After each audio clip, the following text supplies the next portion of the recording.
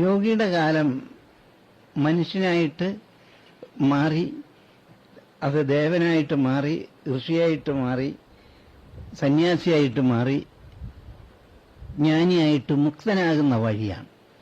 ദേവനല്ല മുൻപന്തിയിൽ.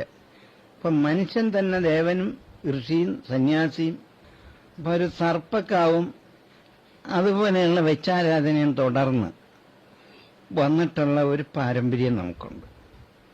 ഇതില്ല എന്ന് പറയാൻ കഴിയില്ല, ഉള്ളതാണ്. ഈ ഉള്ളത് എവിടം വരെ എങ്ങനെ ആരാധിച്ചതിനും പൂർത്തീകരിക്കണമെന്നാണ്. ഇത് ഒരവസ്ഥയ്ക്ക് ഇത് ദർശനം തന്നെയാണ് വേണ്ടത്. ഇപ്പൊ ദർശനമൊക്കെ ഇപ്പൊ ഒരു ജന്മം കൊണ്ട് നമ്മൾ കടന്നുപോയ രൂപങ്ങളോ ഭേദങ്ങളോ ഒന്നും നമുക്കറിയില്ല. പിന്നെ എന്തിനത് ചിന്തിക്കണം? അത് അവസ്ഥാന്തര ഭേദമായിട്ട് വളരെയധികം ഉണ്ട്. അതെങ്ങനെ ചിന്തിച്ച് കളയണം എന്നൊക്കെ ചോദിക്കുന്ന, എന്തിനാണ് അത് ചിന്തിച്ചിട്ട് ആർക്കെന്ത് ചെയ്യാനാണ് എന്നൊക്കെ ചോദിക്കുന്ന ആളുകളുണ്ട്. അദ്വൈതവാദി. ഈ അദ്വൈതവാദിയായിട്ട് പറയണമെങ്കിൽ അവൻ അവസ്ഥാന്തര ഭേദം കടന്നു നിൽക്കുന്ന ഒരുവന് മാത്രമേ ഇത് പറയാവൂ. അല്ലാതെ എല്ലാവർക്കും പറയാൻ അധികാരമില്ല.